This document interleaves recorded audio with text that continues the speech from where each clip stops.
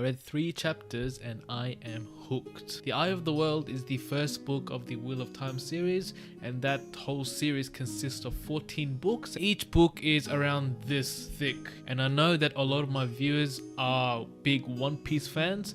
The Wheel of Time has more characters than One Piece. So I guess you can kind of say that the Wheel of Time is the One Piece but for books. Like, it's the One Piece of books, while One Piece is like the Wheel of Time for manga. Okay, so literally after watching the trailer and after everyone bombarded me with a bunch of comments to read the Wheel of Time ASAP, I decided to drop everything that I'm reading except for the non-fiction stuff, but everything else I dropped it and I started the Wheel of Time, the first book, The Eye of the World. After the first 3 chapters, I have quite a lot to say. Okay, number 1, I'll be comparing some aspects to Brandon Sanderson because that's the author I was reading before. The first thing I noticed is the writing style. The writing style felt a lot more advanced compared to Brandon Sanderson. If I compared a few sentences, you could tell who was the better writer between those two. Robert Jordan clearly is the more advanced writer, but I'm taking nothing away from Brandon Sanderson because that guy is a master of pretty much everything else. Just because you have a simple writing style, it does not mean I will not read the book. Like, no way. Since I am pretty much still a newbie in reading books, like in general, like maybe I do prefer simple writing styles. Robert Jordan is very descriptive compared to Brandon Sanderson. From describing forests, bushes, trees, and what a character is wearing, like the clothes and their jewelries, he will describe all of it, and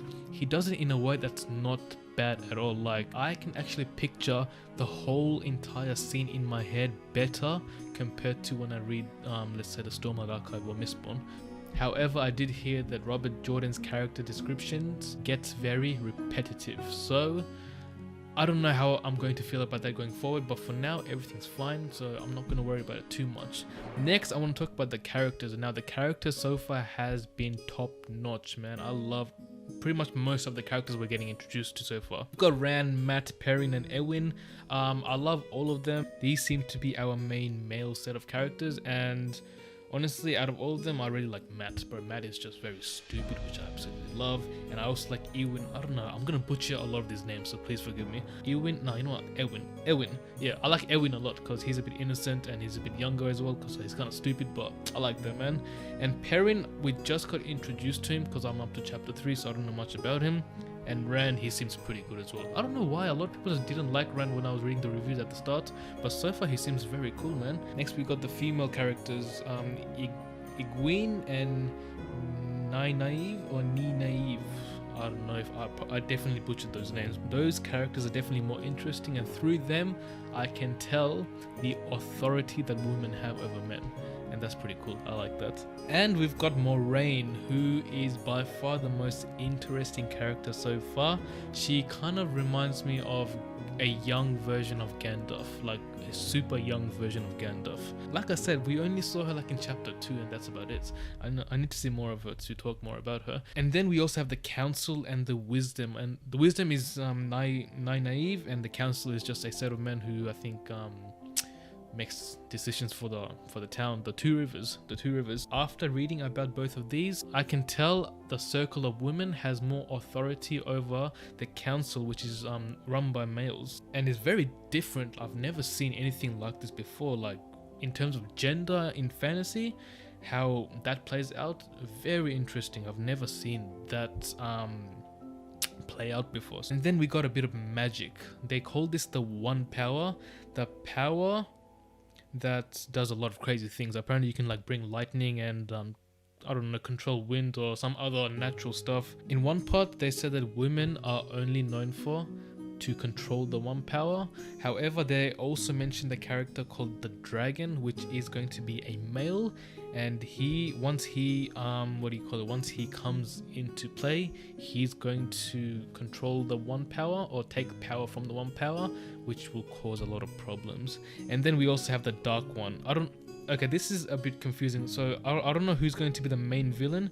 Is the dragon going to be the main villain, or the dark one? Is he going to be the main villain? So that's a bit conflicting, because they did state in the story that the dragon and the dark one do not work with each other. So I'm assuming it's going to be the dark one. I think the dark one is going to be the main villain, and then the dragon, although he's portrayed as a bad character, I think he's going to be very important in a good way. So that's what I could gather so far from just 3 chapters.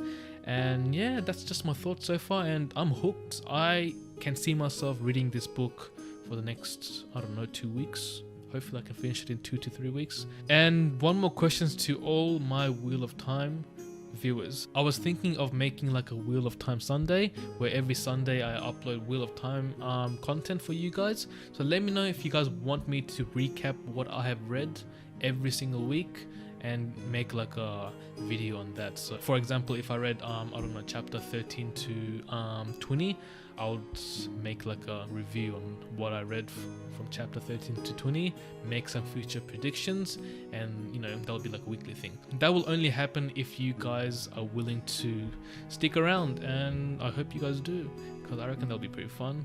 And one more thing, if I do end up liking the first 3 books a lot, I might prioritize the books and just delay the series until next year maybe. And I don't know, probably like read the first 5 books and then maybe start the show. If I don't like the first 3 books, then I'll definitely move on to the show, but that's for the future. Anyways, if you guys are new here, make sure to subscribe down below. Like I said, every Sunday, potentially a new Wheel of Time video will come out if you guys are willing to stick around. And don't forget to like this video and comment down your thoughts below, what you guys think, and I will see you guys in the next video. Take care now. Bye.